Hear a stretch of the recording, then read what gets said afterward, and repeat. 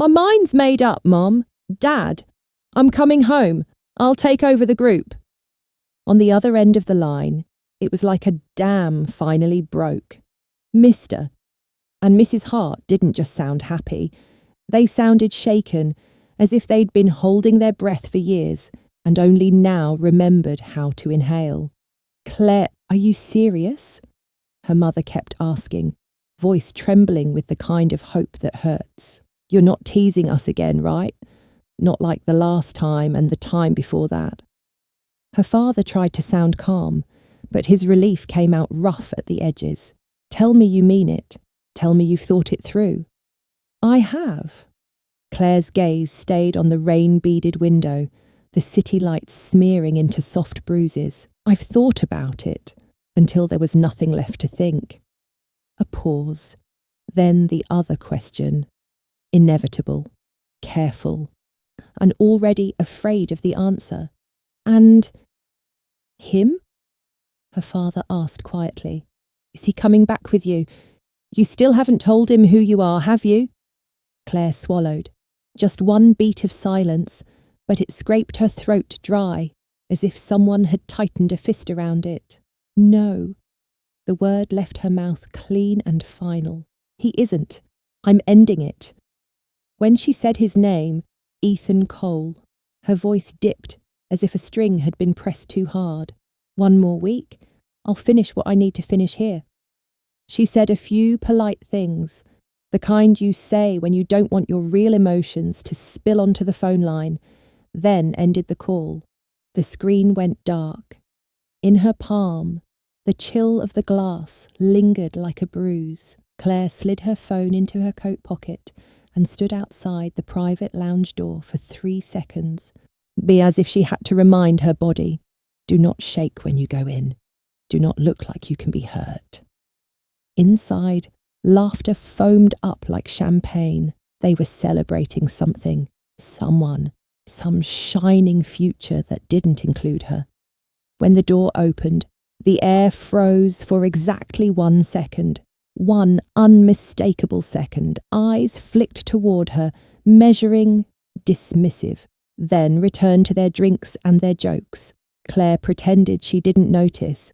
She walked straight to Ethan and sat beside him with a calm that looked like belonging. He was mid-conversation, still found time to glance her way, his mouth curved in that lazy, affectionate way that always used to soften her. There you are, he said lightly. What took you so long, sweetheart? Before Claire could answer, another voice slid in, slow and sharp on purpose. The entire table wasn't French. None of them were. Yet the man chose flawless French anyway, the way someone chooses a thin blade. Elegant, precise, meant to cut without making a mess. So, Ethan, he asked in French, smiling as if it were a compliment. When are you and Miss Vivian Lang finally getting married? Claire's fingers closed around her glass, too tightly. Her knuckles paled. The amber liquor trembled in a small ring, then stilled. Ethan didn't blink. He turned his head toward Claire, gave her a glance that could pass for gentle, could pass for innocent, then answered in French just as smoothly. The date's been set. He took a small sip. 2 weeks. One sentence, and the entire table pivoted toward Claire as if she'd become an exhibit, an interesting object turned over to see what it looked like underneath. Someone raised an eyebrow. And what about Claire? He asked in French, fake curious. What happens to her? Ethan's mouth tilted. He swirled his drink as if they were discussing the weather. We don't break up, he said, still in French, still casual. The marriage is for family. The one I actually like is Claire. The room erupted. The laughter bounced off the walls and came back to her ears like hail. Small, cold impacts that stung anyway. Oh wow, pure love, someone teased.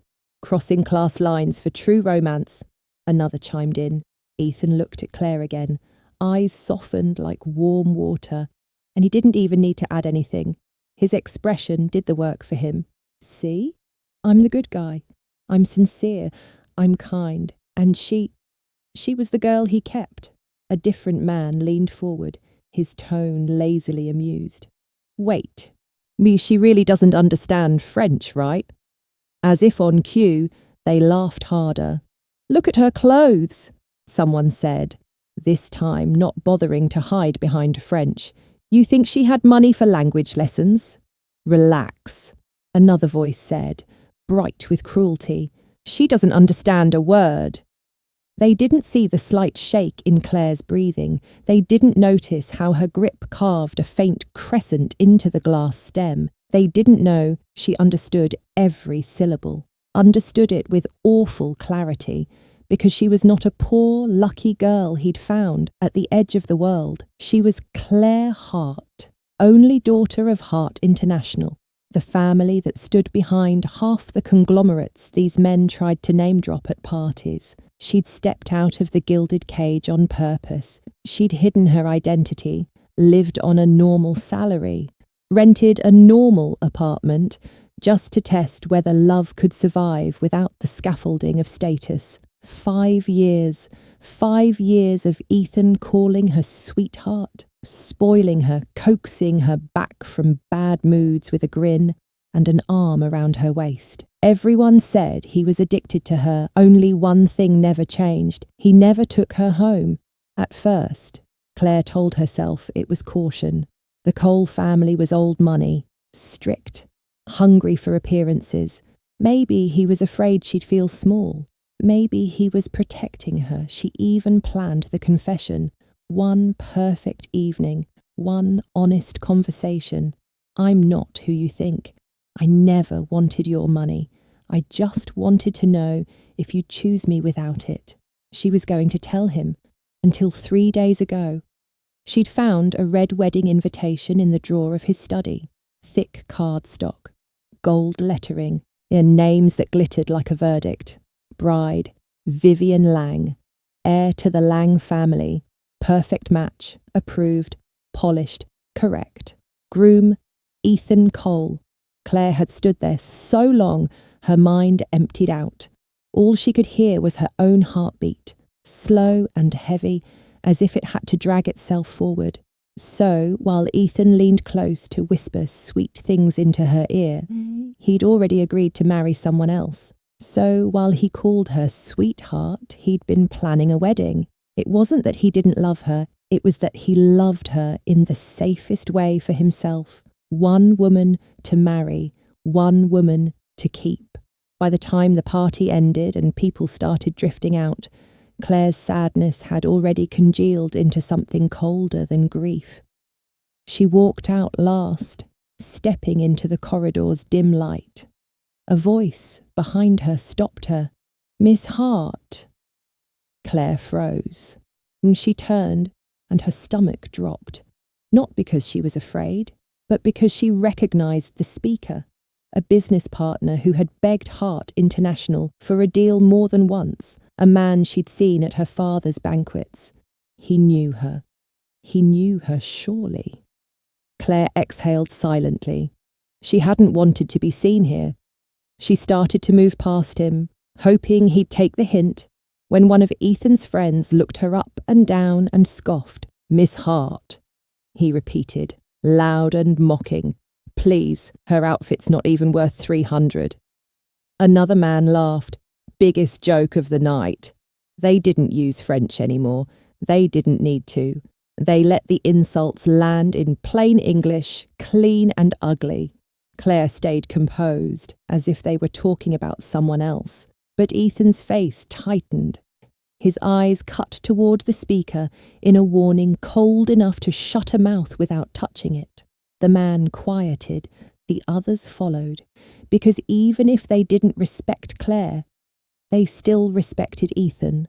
The partner didn't approach again.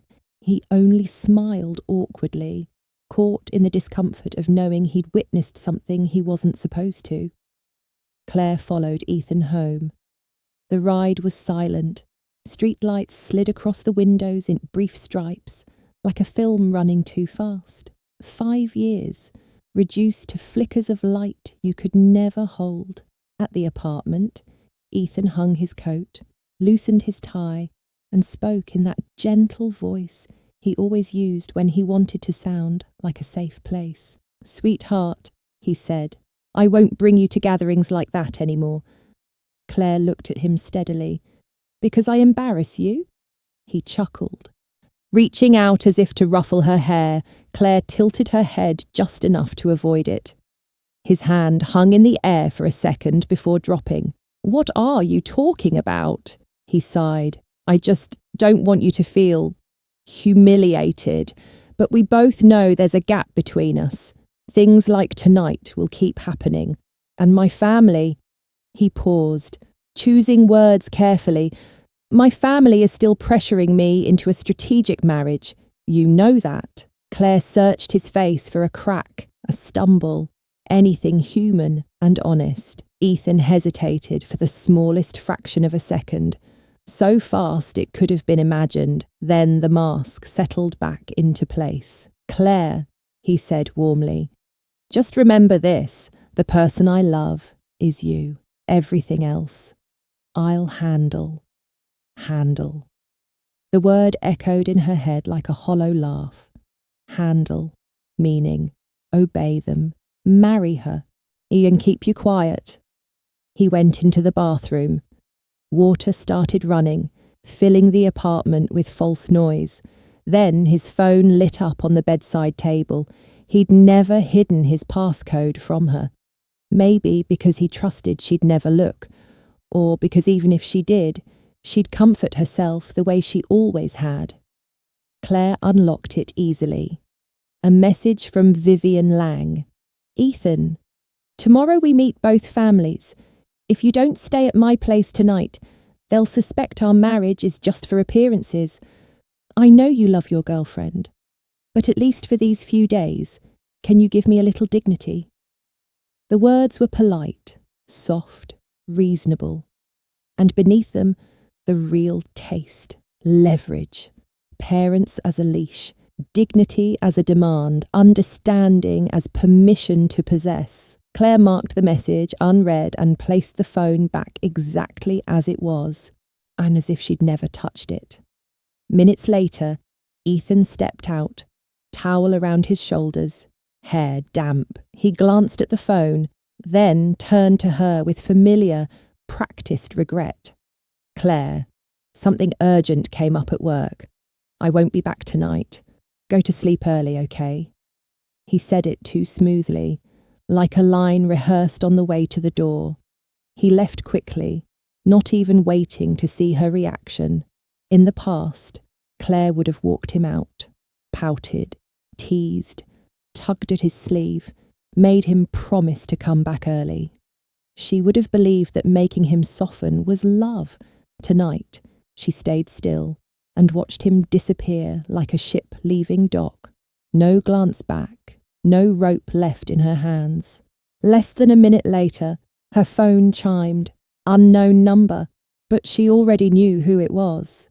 But one text, and he comes running. "Tomorrow we meet the families. When we're married, what do you think you are?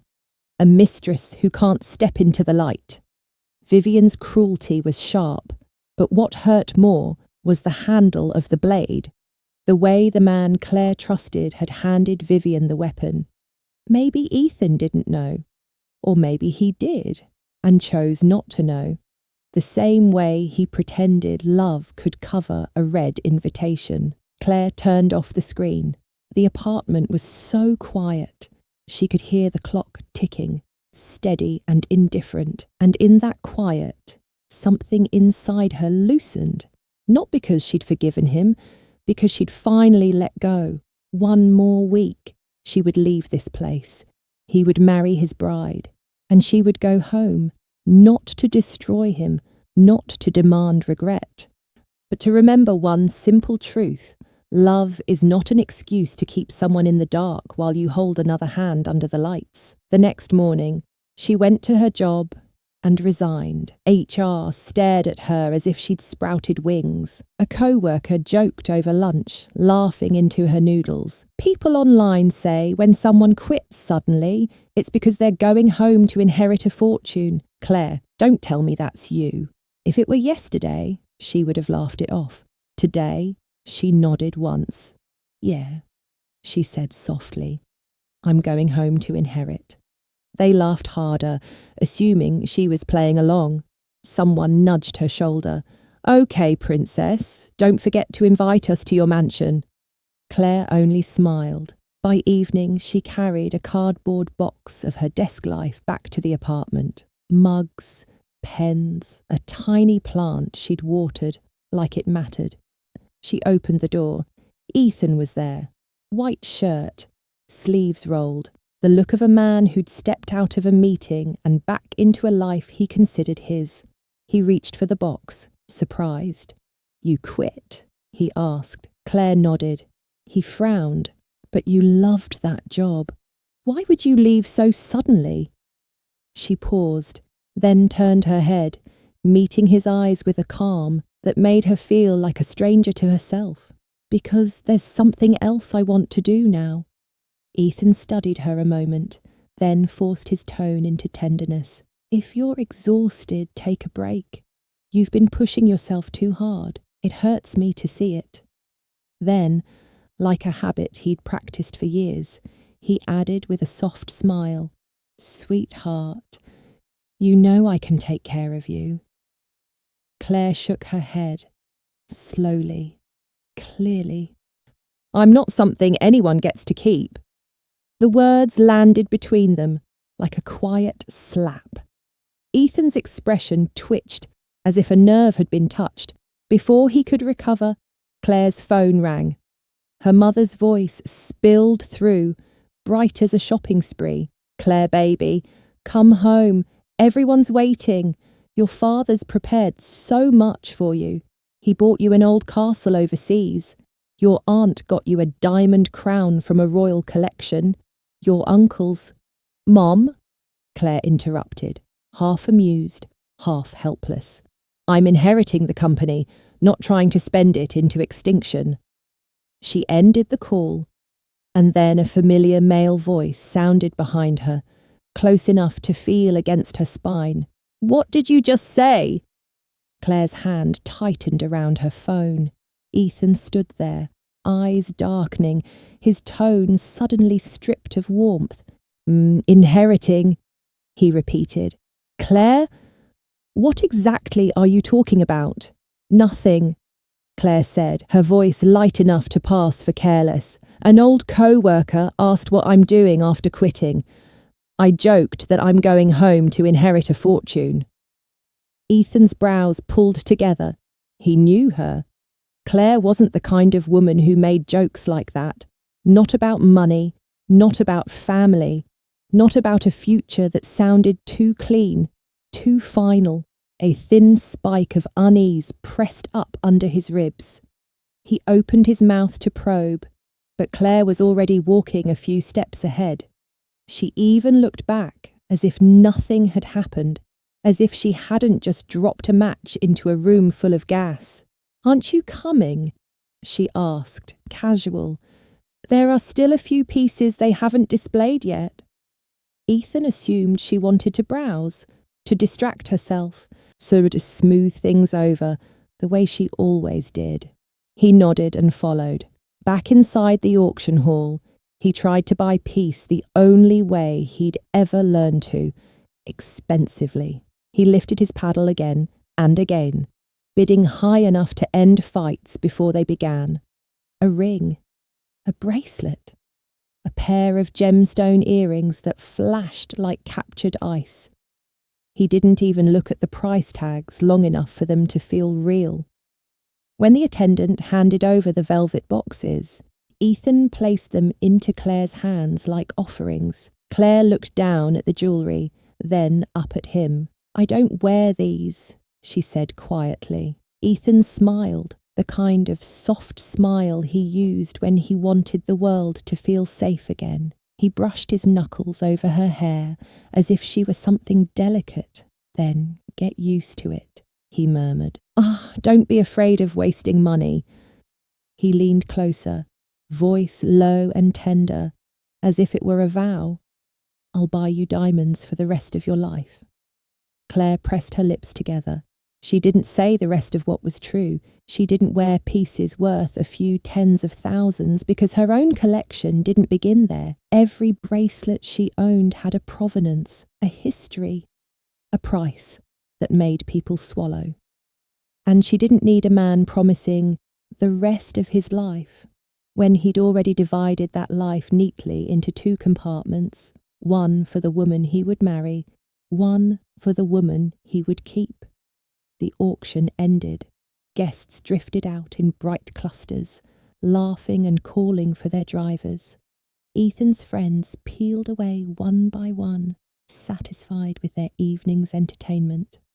Claire and Ethan had barely settled into the car when the passenger side window was tapped. Polite, light, irresistible in its entitlement. Ethan lowered the glass. Vivian Lang appeared like she had been summoned by the sound of his name.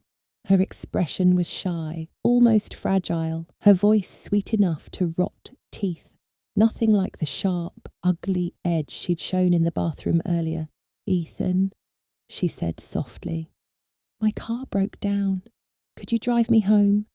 Ethan's jaw tightened. He started to refuse. Then Vivian tilted her head and added a single sentence that closed his mouth like a lock. "Your parents told you to take care of me," she said, the sweetness turning subtly into pressure. "You didn't forget, did you?" Something passed through Ethan's eyes, an old reflex, a trained obedience. He looked away for half a second, or as if weighing what he owed to his family against what he owed to the woman beside him. In the end, he gave a small nod. Vivian's smile brightened immediately, like a lamp turned up. Then she glanced at Claire with manufactured awkwardness. "But I get car sick," she said, hand resting lightly on the doorframe, as if she already owned the seat. "I can't sit in the back." What a neat sentence. It didn't sound like a command, but it functioned like one. Before Ethan could speak, Claire opened her door and stepped out. She moved to the back seat with smooth, effortless efficiency, the motion so practiced it felt rehearsed. She slid in, shut the door, and leaned her head back as if she'd simply decided she liked the view better from there. Ethan's throat tightened. He wanted to say, "It's just a seat, don't make it mean something." But when he looked in the rearview mirror and saw Claire's eyes closed, face turned slightly away, like she'd already left the conversation, his words stuck. Vivian climbed into the front seat, breathing in triumph. She glanced toward the mirror, caught sight of Claire in the back, and didn't bother to hide the small curl of satisfaction at the corner of her mouth. "Oh, Miss Hart," she said, voice syrupy. "Are you tired? Then you should rest."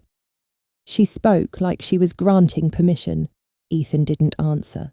He started the car, his silence making the cabin feel dense, heavy, metallic, like breathing with a coin under your tongue.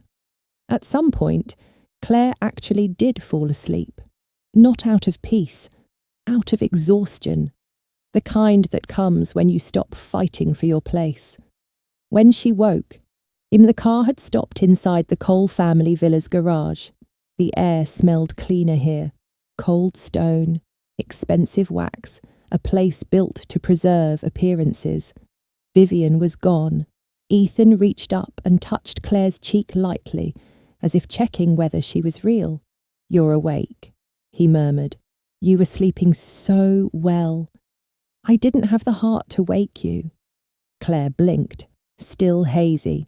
Then she opened the door and stepped out without waiting for him. She walked toward the villa entrance like someone following a route she already knew she'd never take again. Ethan hurried after her, catching up, stepping into her path. "Are you mad?" he asked, his voice careful. "Vivian is really just a family friend's daughter." His tone made it sound harmless, inevitable, unimportant. "Don't take it to heart." Claire answered with a sound so faint it barely counted as speech. It was the kind of response you give to the wind, Ethan mistook it for lingering anger. He reached for her hand, slipping into the comforting rhythm he'd perfected over years. "She's really just a friend's daughter," he repeated, like repetition could make it true. "Sweetheart. The one I love is you. You know that." He bent his head to kiss her. Claire pushed him away, not dramatically, not with anger, with a calm, clean motion that made Ethan freeze mid-breath, as if the world had shifted a few inches and he hadn't adjusted yet. "I'm on my period," Claire said evenly. "I don't feel well." She stepped past him. "I'm going upstairs to rest." Then she locked the door behind her. The click of the bolt was small and precise, and it sounded like the end of a conversation he didn't realise he'd been losing for months. The next morning, they ate breakfast at the long dining table downstairs. Ethan spoke in a gentle, normal voice, as if last night hadn't happened, as if Claire hadn't pushed him away, as if the air between them wasn't thin and sharp. Then Claire's phone rang. Not a call, an alarm. On her screen, in clear, bold letters that refused to be ignored, 9:30, meet the parents. Ethan's gaze flicked to it. His expression tightened. Once, when Claire had asked him to meet her parents, he had agreed. He'd even looked at her with that promise in his eyes, the promise men wear when they want to be believed. Claire was already thinking how to cancel, how to erase the appointment with a few clean taps, when Ethan's phone started ringing. Vivian Lang, and he stood, walking out to take it. His back was straight, shoulders tense. Claire watched him from her seat, watching how quickly a man could become obedient when the right name appeared on a screen. He returned a minute later, wearing a familiar face, the prepared regret, the apologetic look that arrived before the apology. "Claire," he began softly. Something urgent came up. He didn't say work this time. He didn't need to. The lie had become a habit. The habit had become a language. "I'll take you to meet your parents next time," he said, the phrase delivered so gently it almost sounded kind. Next time, light as candy wrapper paper, sweet on the tongue, empty in the hand. Claire looked at him and smiled. Okay. Because she already knew there would be no next time. For a moment, Ethan seemed to wait for her to react, to protest, to demand, to cry, to yank him back into the orbit where she always forgave him. But Claire only nodded, calm as glass. "Perfect timing," she added lightly. "I have something I need to do today anyway." Ethan exhaled, relieved by her lack of drama. He left soon after. When the door closed, the house fell into a silence so complete Claire could hear her own heartbeat, steady, deliberate, no longer rushing to catch up to his. She left too. She went to a shopping centre and bought gifts for her closest friends. Not token gifts, not the kind of polite, cheap things poor Claire would have purchased to keep up the story. These were small, elegant boxes with crisp branding and new seals, items that quietly declared an entirely different world. At their lunch table, her friends opened the boxes and erupted. "Oh my God, Claire, where did you get these fake designer pieces? They look real." Claire laughed, took a sip of water, then set her glass down with perfect calm. "They are real."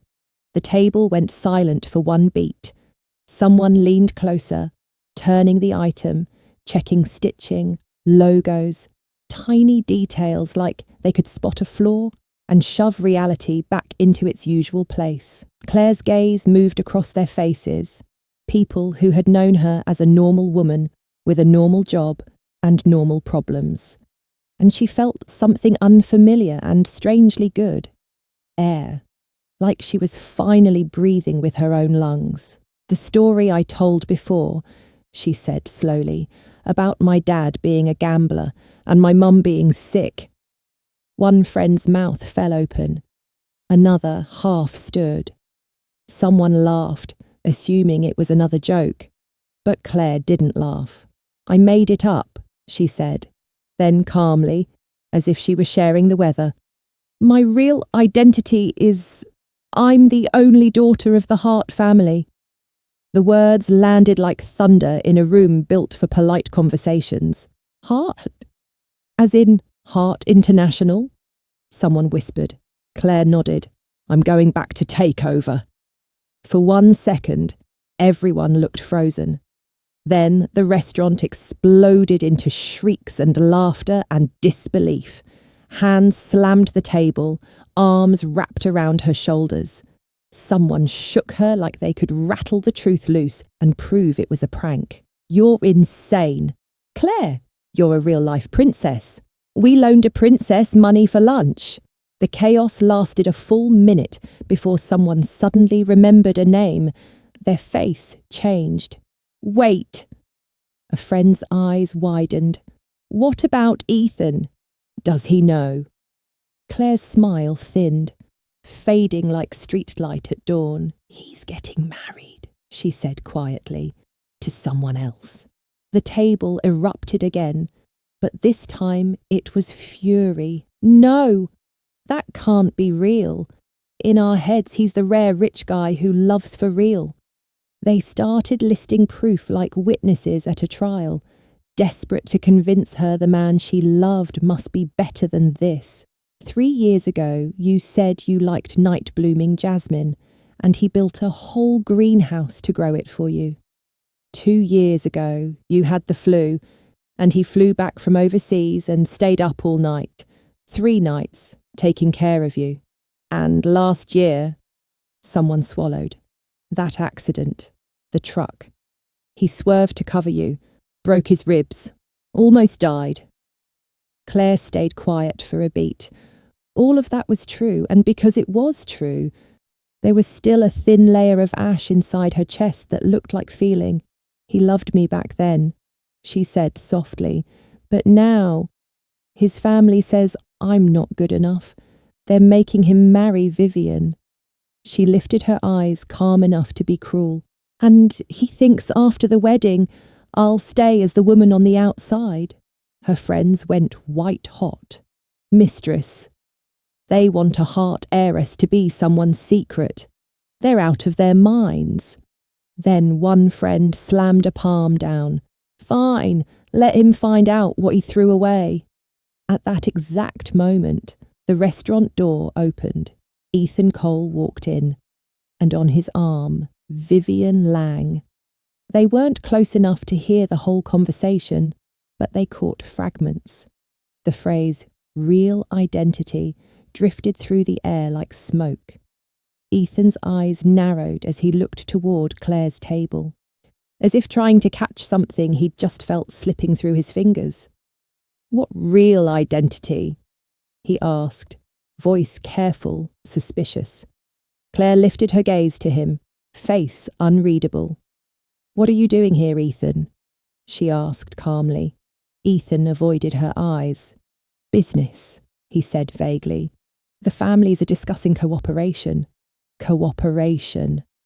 Claire's mouth curved slightly. She understood exactly what kind. A marriage dressed up as strategy. A wife placed under the lights. A girlfriend kept in the shadows. She didn't expose him. Not yet. She simply watched, very still, as Ethan led Vivian to a private table nearby, close enough for Claire to see every small gesture that mattered. The way he pulled out Vivian's chair, the way Vivian leaned in, smiling, already acting like she belonged, and in Claire's chest, that last thin ash of old feelings settled colder, heavier. No longer warmth, just proof that when a man chooses, he doesn't always choose with words. Sometimes he chooses with instinct, and Claire had begun to understand that the hardest truth wasn't losing him. It was realizing she'd been training herself to accept less for 5 years. And today, finally, she was done. Ethan rubbed his temples, the ache behind his eyes pulsing like a warning. He meant to call Claire, meant to hear her voice, meant to drag her back into the familiar orbit where a few soft words could mend anything. But the moment he stepped into the living room, his gaze snagged hard. A neat stack of papers sat squarely on the coffee table, aligned with a precision that felt almost ceremonial, not thrown down in anger, not scattered in haste, placed like evidence. And he sank onto the sofa and picked it up. For one stupid second, hope lit in him, small, shameful, bright. The hope of a man walking into a dark room still believing someone would flip on the lamp. Maybe she'd left a petty note. Maybe she'd written, "I'm mad." Maybe all he had to do was coax her a little and everything would slide back into place like a ring returning to its finger. His mouth almost curved. Then his smile died on contact with the first page. The handwriting was soft and familiar, so familiar he could picture how her wrist tilted at the end of a sentence, how she spaced her letters when she wanted the words to look calm, even if the heart behind them wasn't. Ethan Cole, congratulations on your wedding. We're over. His mind went blank. It wasn't a thought, it was a collapse, like a hammer to the sternum that stole his breath and left only a ringing void. Over. That word did not belong to their story. It could not come from her. No, he blurted, reflexive, panicked. No, no. He crushed the page in his fist and flung it away as if paper could be punished into silence, as if shredding the sentence would erase what it meant. But as the first sheet fell, the next pages slid into view. Screenshots, dozens. Sender, Vivian Lang. And each line was a blade meant to cut deep and clean. I heard you're the woman Ethan keeps on the side. I'm Vivian Lang, his fiancée. Be smart and step aside. If you wait until we're married and you get kicked out of the villa, it'll be humiliating. All I have to do is say one word and Ethan will come to me. Tomorrow we're meeting the families. After we marry, what will you be? A mistress who can't show her face. So what if he loves you? He kissed me already. Guess how long until we end up in bed? Photos followed like bullet points in an execution schedule. A wedding dress boutique. Vivian in white. Ethan beside her, his hand at her waist, the lighting warm enough to make a lie look like love. A diamond ring being slipped onto Vivian's finger, the camera angle perfect, ownership disguised as romance, a venue walkthrough, a white floral arch, a sample plaque with their names, and one still frame, cut from a video, the most lethal one, under the gaze of family and friends. Ethan's arm wrapped around Vivian's back, his hand cradling her neck, his mouth pressed to hers in a long, deep kiss that had no hesitation, no retreat, no room for misunderstanding. Something in Ethan's head snapped, and the thin thread of logic, the one that had kept him balanced on the edge of denial, went taut and broke with a sound only he could hear. His face drained white. His lips moved without direction, repeating the same 3 words like a spell cast against reality. I don't believe it! He shot to his feet and bolted upstairs, as if moving fast enough could outrun the moment the truth sealed itself. But his legs had no strength. Halfway up the staircase, his foot slipped. Thud. He went down hard, shoulder, hip, elbow, a humiliating tumble that hurt like punishment and, worse, pulled him back into a world where consequences existed. Pain flared, sharp, immediate. He gritted his teeth, hauled himself up by the banister and climbed again, slower now, as if ascending through the ruins of his own life. In the bedroom, it took only one glance, as only his things remained. Everything that belonged to Claire had vanished, like she'd never lived here, like she'd never laughed in this room, never slept against his chest, never left strands of hair on his pillow. Even the couple's photo frame on the nightstand stood empty, Glass and metal, bare and mute. The picture inside had been removed cleanly. No torn edges, no residue. Panic flickered in his eyes. He yanked open the closet. His suits, lined in obedient rows. The other half, empty. He opened drawers. The side that used to hold her folded shirts and soft sweaters was hollow. The bathroom, her skincare, gone. Makeup table, cleared. Medicine cabinet, stripped. Bookshelf, her notes and dog-eared paperbacks erased. He searched like a desperate man, tearing through corners and cabinets as if love could be found behind a door if he opened it hard enough. Nothing. No mug with her lipstick faintly on the rim. No hair clip. No body wash with the scent he associated with home. Claire hadn't simply left. She'd erased herself. And suddenly Ethan remembered that day, how she'd asked him to deep clean, how she'd thrown away every matching item in the house like she was throwing away a version of their future. He'd thought she was sulking. Now he understood. She had been leaving for a long time. The dread inside him became physical, a hand closing around his throat. It had shape now, weight, fingers, and still part of him refused to accept it. 5 years. She'd loved him with a steadiness that had made him lazy, arrogant, convinced her love was a resource that never ran out. How could she be this ruthless? Only one thought remained. Find her. Make her explain. Ask her to say it again, out loud, so he could argue with it. He didn't remember walking back downstairs. He only remembered coming to with his phone already at his ear, the long dial tone stretching like a rope. It rang and rang. Finally, a voice answered, sleep-thick, unaware, as if she hadn't checked the caller ID yet. Hello. Who is this? Ethan spoke instantly, terrified she'd hang up if he hesitated. Claire. It's me. His voice was rough, scraped raw by panic. Where are you? I need to see you. Then, the stupidest question, because he was still bargaining with details. Where are our pictures? On the other end, the silence sharpened. Claire was fully awake now. He could hear it in her breath, but in the shift of her voice as she glanced at the screen and saw his name. She exhaled, small, tired, forgot to block him. She didn't speak. Ethan said her name again. And again.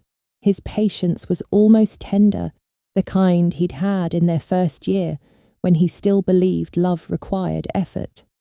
But now, that patience only made something in Claire tighten with irritation. Not because it was cruel, because it was too late. Mr. Cole, she said at last, flat and distant. You're about to get married. Learn boundaries. He swallowed, feeling his throat sting. The pictures, she continued, like she was commenting on the weather. I burned them. A pause, just long enough for the words to land.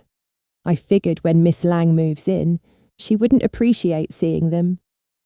Ethan's heart began to bleed in quiet, invisible cuts. The unmeeting. Reminder of his earlier plea. I don't think it's necessary. She spoke with a calm that sounded almost merciful, which somehow hurt worse. You're marrying someone else. Why would you meet me? Your ex. His breath hitched, raw at the back of his throat. Claire, he whispered. I didn't agree to break up. It's not what you think with Vivian. The only person I love is you. His voice cracked at the end, like the boy he used to be before he learned how to hide behind money and family and convenience. How can you... He choked. How can you leave me so easily? There it was, real emotion. The second time in 5 years, she'd heard him sound like he might cry. The first had been after the car accident, when he'd woken up battered and asked if she was hurt. Tears spilling because he'd been sure he'd almost lost her. If this were the old Claire, she might have softened, But Claire now only saw the truth that had already been proven. Maybe he still loved her, but the person he chose wasn't her anymore. He had chosen with actions, chosen when he signed cooperation dressed up as marriage, chosen when he let her be humiliated and called it not worth reacting to, chosen when the crash came and his arms closed around Vivian first, so even hearing him break didn't move her heart. "Ethan," she said, voice calm as a verdict, "breaking up doesn't require both people to agree. You said I abandoned you." A small, bitter laugh slipped out. "Didn't you let go first?" She breathed once, steady, controlled. "And since we're here," she added, each word clean and final, "understand this. We are over. Don't contact me again." He tried to say her name. "Claire." But the line went dead. He stared at his phone, frozen, then called back immediately. No connection. Blocked. He tried texting. A red exclamation mark flashed like a slap. He collapsed onto the sofa. His hands trembled, then went still, as if his body was waiting for someone to tell it what to do. His eyes drifted back to the papers on the floor, scattered now, ruined by his earlier fury. Every page was a knife. He stared until his grief curdled into something darker. He swept the papers off the table with a violent motion, sending them fluttering across the room like wounded birds. "This is Vivian's fault," he said aloud, as if the house could testify. If Vivian hadn't exposed it, if she hadn't sent those messages, Claire wouldn't have left like this. A page drifted down and landed in front of him. Vivian's line, a smug and obscene, "So what if he loves you? He kissed me already.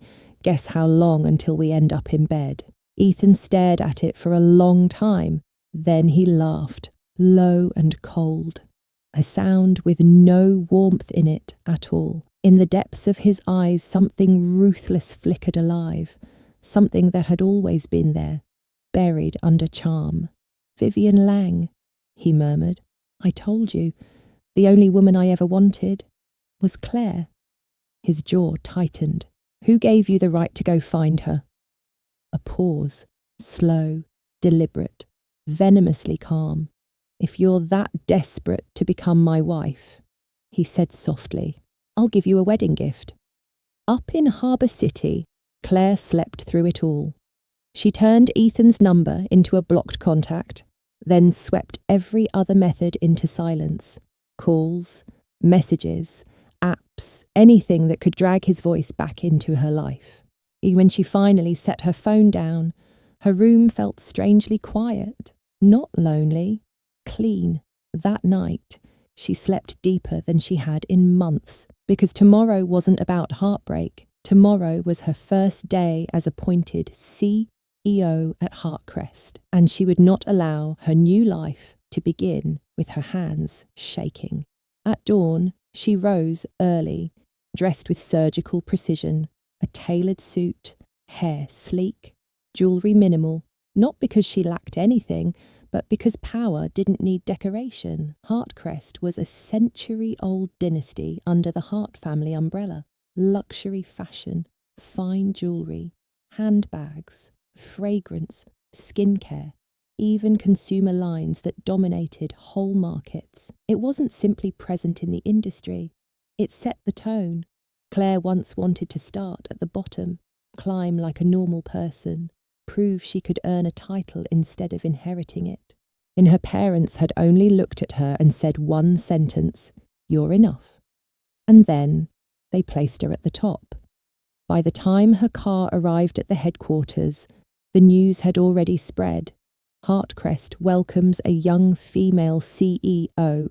A spark dropped into the velvet carpet of the upper world. Photos at the gate captured only a second. Her straight posture, her calm expression, the cold clarity in her eyes. People didn't see a woman learning status. They saw a woman who had been raised inside it and had returned to it like a blade sliding back into its sheath. Meanwhile, back in Seaport City, Ethan sat with his friends at the biggest club in town, liquor flowing and laughter loud as foam. When Claire's name came up, no one treated it like a loss. "She's just mad," one man scoffed. "Half she'll come crawling back." "She quit her job too," another said, smirking. "She'll spend whatever she has. And then what? Who's going to feed her gambling father and sick mother?" They laughed like cruelty was normal. Ethan sat in the corner, silent at first, until the sound began to scrape. His face darkened. Without warning, he hurled his glass. Crash! Shards exploded across the floor. Conversation died mid-breath. His voice was steel. "Are you done?" They stared, confused. They'd mocked Claire before, in front of him, sometimes even in front of her. And he hadn't stopped them.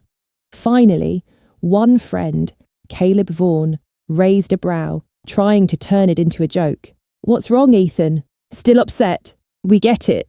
You care about her." Caleb shrugged. "But relax. She won't leave you.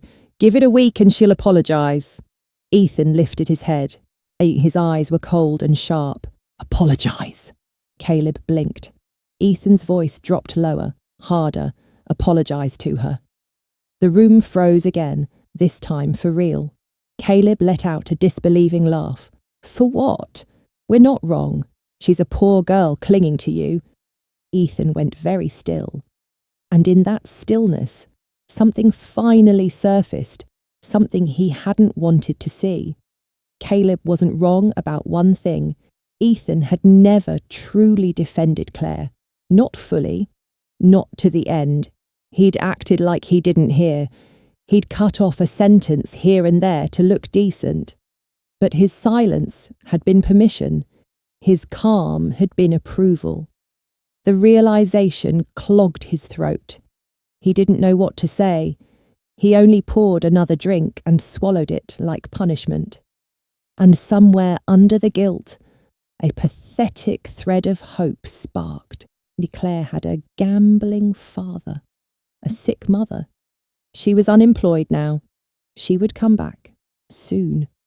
He clung to that lie the way drowning men cling to driftwood. The others sensed his mood and shifted topics. "Did you hear?" Someone said. "Hartcrest has a new CEO. They say it's the Hart family's only daughter. She disappeared for a few years to train outside. Now she's back and got the whole empire. Same last name as your Claire, huh? Funny how different people can be." Ethan barely listened. He was drunk enough to let words pass through him without sticking. If he'd listened closely, if he'd heard disappeared for years, trained outside, only daughter, maybe something would have clicked. But he didn't think. He never thought Claire's joke could be true. By midnight he was so drunk he could barely stand. His friends didn't trust him to go home alone, so they called Vivian. She arrived fast, wearing concern like perfume.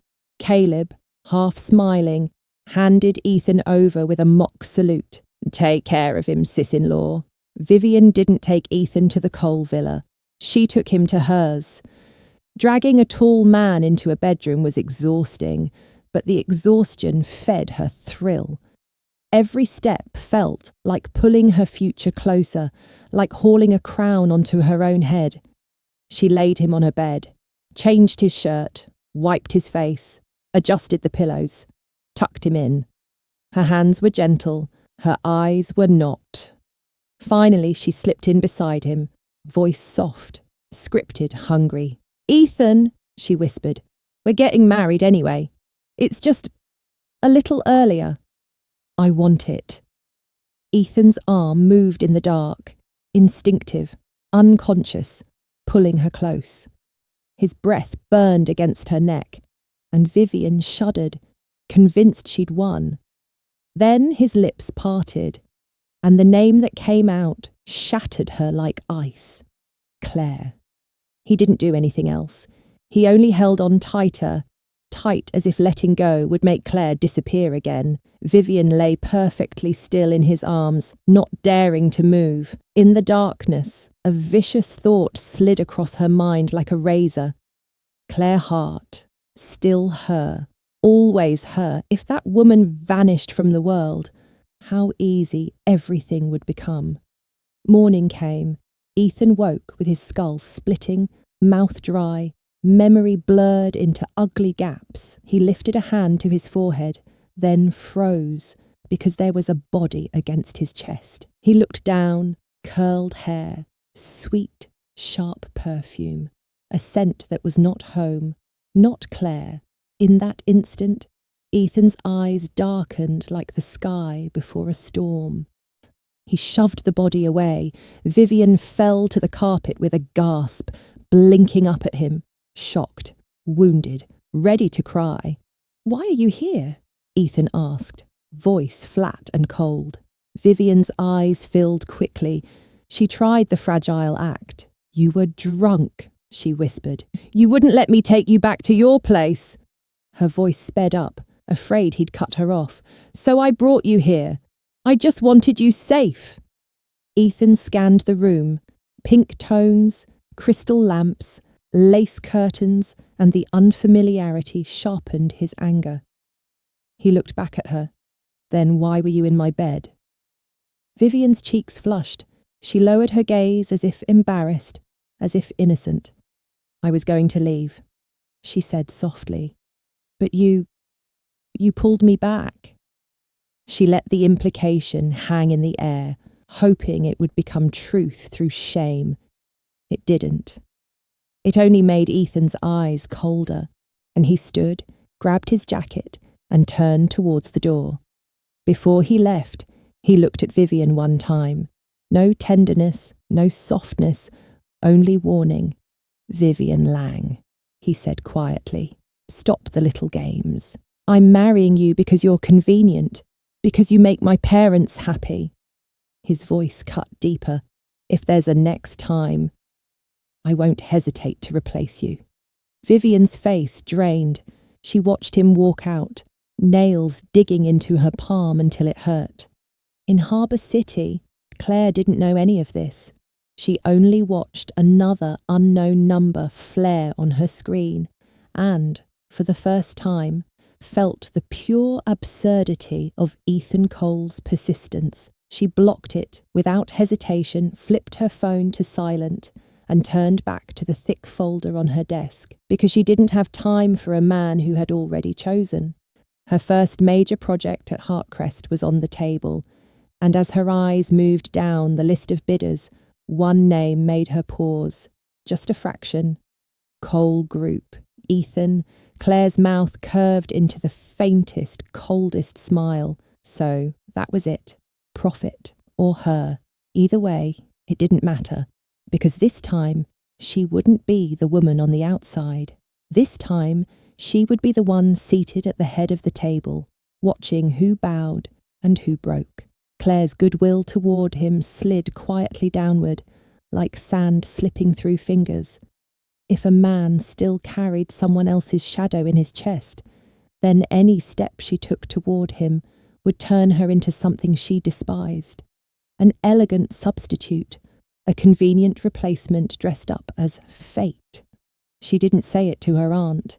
She simply smiled, accepted the invitation, and let silence do what a refusal couldn't. She thought quietness would be taken as tact, but in her aunt's eyes, quietness was consent. So on the day of the bidding gala, a car arrived at the Hart family estate, as if the decision had been made long ago, and the world was merely catching up. The door opened. A man in a black suit bowed slightly, the gesture precise and restrained. "Good morning, Miss Hart." He looked composed, too composed for a blind date, the kind of composure that didn't come from confidence alone, but from years of training yourself not to ask for too much. He moved to open the passenger door with perfect manners. Claire stepped out and stopped. She didn't move towards the car. "I still haven't asked your name," she said.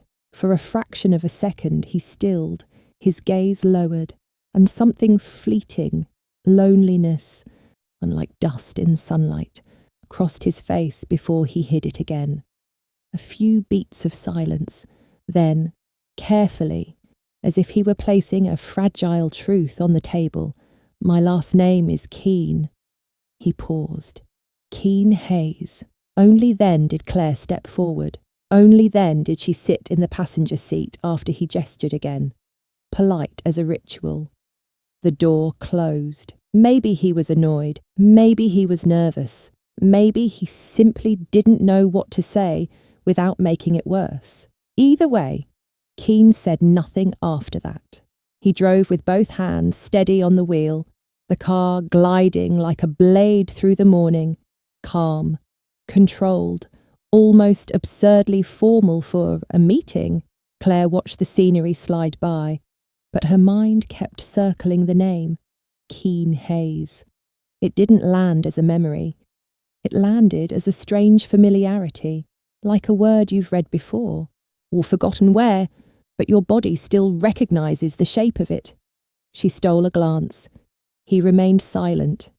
Sharp profile, lids lowered, cold, but not arrogant.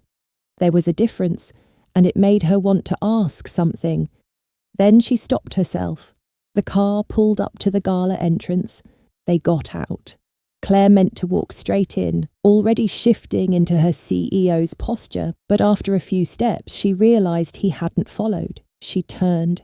Keene stood behind her, motionless, as if he'd reached the door and suddenly didn't know whether he had the right to enter. His expression looked almost lost. "What is it?" Claire asked, puzzled. Keene pressed his lips together, then lifted his eyes to meet hers. "Everyone else comes with someone," he said evenly, arm in arm, hand in hand. His voice held no complaint, no dramatic pull, yet somehow she heard something faint underneath.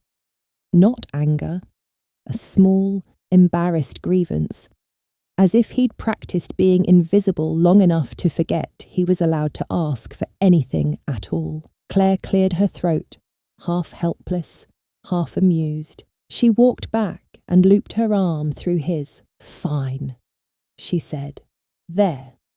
The instant her hand touched his elbow, his muscle tightened like a current had hit him, then relaxed again, as if he'd forced his body to behave. They walked towards the entrance together. Near the doors, Claire couldn't hold it in anymore. "Have we met before?" she asked. If Keene said he wasn't disappointed, he'd be lying.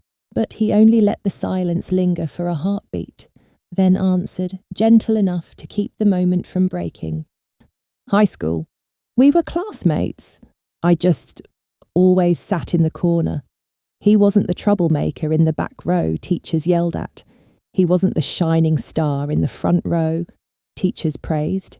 He was quiet, closed off, existing like a shadow. People remember loud. People remember bright. Almost no one remembers the person who stays silent enough to become background. Back then," Keene continued, voice even, "I wasn't good at starting conversations. If someone asked me something, I answered. If they didn't, I stayed quiet. And over time, people stopped seeing me. The words were simple, but they sounded like a truth repeated so many times it had turned into habit. Like he'd said it to himself until it stopped hurting." Claire fell silent. Then Keene spoke again, softer, as if reaching for something far away. "But you were different. You asked everyone what they thought. Even me. You didn't skip over me just because I didn't talk." Claire could picture it without effort, a younger version of herself, before she learned coldness as armour, turning seriously to the boy in the corner and asking, "What do you think?" and in doing so, pulling someone out of the dark without realising it. "So," Keene paused, breath controlled, "you showed up the most in my life. And you were—" His eyes darkened by a fraction. The only light I had. Claire's steps slowed. In the middle of the bustling gala, that sentence dropped like ink into clear water, spreading, staining, unmistakable. Keane kept speaking as if he were telling a story about someone else, like it didn't involve his own ribs. After graduation, the only link I had to you was the yearbook. I never messaged you, because I always thought someone ordinary like me didn't deserve to. Later, I went abroad. I studied.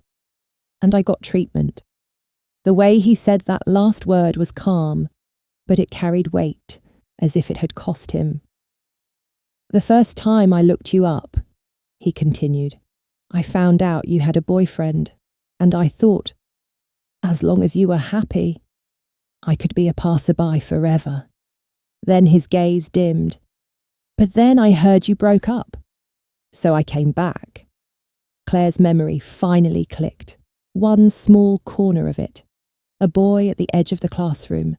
A pretty face that stayed quiet. Eyes always lowered. But the man beside her now stood straight, carried himself with an effortless calm, walked into wealth and power like he belonged there. It was hard to connect the two. She blurted, honest before she could stop herself, a little amused by the irony of time. Time really is the best plastic surgeon. Keane's ear turned red, just a trace, but enough for Claire to notice. Inside, the gala was loud with polished laughter, the air bright with money and influence. Everyone wrapped in the shine they'd paid for or inherited. They'd barely stepped in when another couple entered behind them. Claire turned instinctively at the movement, and her eyes hit him like a collision. Ethan Cole, Vivian Lang. A Chloe, Vivian echoed too, just a beat behind, loud enough to drag attention like a hook. The sound was deliberate. A performance. Claire's brow tightened. Seaport City old money, showing off in Harbour City like they'd come to star in a scene instead of a tender bid. She didn't bother acknowledging them. She tightened her hold on Keane's arm by a fraction and walked deeper into the hall. But behind her, Ethan froze. Not because he was surprised she was there, but because he saw her leaving with another man's arm linked with hers. Rage flared, quick as liquor meeting flame. He forgot Vivian beside him and strode after Claire like he still owned the right. "A Chloe!" he barked. "Who is he? Why are you with him?" His hand closed around Claire's wrist, hard, pulling her back with the force of entitlement. Vivian caught up just in time to see it. Her gaze flicked between Claire and Keane, then her mouth curved in a cruel, satisfied line. "Well, what else could it be?" Vivian said brightly, voice sharp enough to cut. "She dumped you and latched onto someone new. Otherwise, i.e. with her background, how could she even get into a gala like this?" She delivered it like a verdict.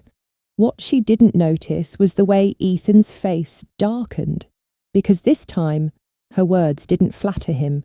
What she didn't notice was the shift in the surrounding eyes, because in Harbour City, the Hart family wasn't just rich, they were the richest, and Claire Hart wasn't just anyone. If she needed to cling to someone to enter this room, then who in the room had the right to stand here at all? No one corrected Vivian, not because they agreed, because people love a spectacle, and silence is the cheapest ticket. Keane's expression cooled. He reached out and grabbed Ethan's wrist. Not gently, a jolt of force. Ethan hadn't expected anyone to lay hands on him here and nearly let out a sound. Keane looked him dead in the eye. May voice flat and lethal. "Let go." 2 words, sharp as ice. Ethan's spine prickled despite himself. Vivian's temper spiked. She pointed at Keane, voice climbing. "Do you even know who we are? Talk to us like that again and I'll make sure you both have nowhere to stand." Ethan didn't stop her, and his silence proved everything. He believed it too. Claire laughed softly, not amused, tired. She patted Keen's hand once, a signal. He didn't want to release Ethan, but when Claire nodded, he let go. Ethan's wrist freed. Vivian mistook it for fear. She barely had time to enjoy it. Claire calmly unpinned the small brooch from her lapel, sleek, sharp-pointed, flashing cold under the lights. She stepped in and drove it into the back of Ethan's hand. Ethan was still too confident to move. He truly believed she wouldn't do it. He thought it was another bluff, another old habit, another performance to make him soften. Chloe, he started, voice still carrying that arrogant certainty. I know you. He didn't finish. Pain cracked through him, sudden and vicious. His grip loosened inanely, as if the tendons had been cut. Claire's wrist slid free, and for the first time, Ethan Cole looked at Claire and did not see his girlfriend. He saw a woman, calm and cold, standing exactly where she belonged, not with him, not under him, beside herself. Claire pulled the pin away without drama. Then Vivian lunged, hand raised to slap her across the face, like she could reclaim the stage by violence. Claire tilted aside, clean, efficient, and in the next beat, crack. Claire's palm landed on Vivian's cheek, sharp as a gavel. A red handprint bloomed instantly on Vivian's pale face. Vivian stared, stunned. "Claire!" But Claire's expression didn't change. She looked almost polite, like she'd just returned a greeting. She handed Keen a tissue for Ethan's bleeding hand, then took another tissue and wiped her own wrist slowly, as if she were removing dirt. Her gaze lowered, disdain quiet and absolute. "Are you two," she asked softly, "important?" The question made Ethan's eyes redden with humiliation, but the humiliation turned to ice when she added, tone still even, "2 people attending a bidding gala, who don't even know who their competitors are." Competitors. The word yanked them out of their cheap romance drama and into a colder reality. Their minds flashed to the bidder list, the names. Then their eyes landed on the man at Claire's side, Keen Hayes, and second heir of the Keen family, Harbour City's number 2 dynasty, right behind the Hart family. Only then did the room's air seem to change colour. In Seaport City, Ethan had been on top. Here, he was a guest, and Claire and Keen weren't guests. They were the house. Keen finally spoke again, voice slow, controlled. "Instead of asking if I know who you are," he glanced at the crowd's watching eyes. "Why don't you ask them? Ask them who we are." We. The word struck like an invisible slap. Ethan and Vivian stood frozen because we didn't mean Keen alone. It meant Claire too, and the only person on that bidder list who fit was Claire Hart, the Hart family's only daughter, the new CEO who had returned and taken Hartcrest in one move. Their faces went white. Around them, eyes gleamed with quiet delight. Nobody helped. Nobody explained. Because the truth was delicious, and they were finally the joke. Ethan's face shifted, green, red, then dead pale, shame peeling his dignity apart layer by layer.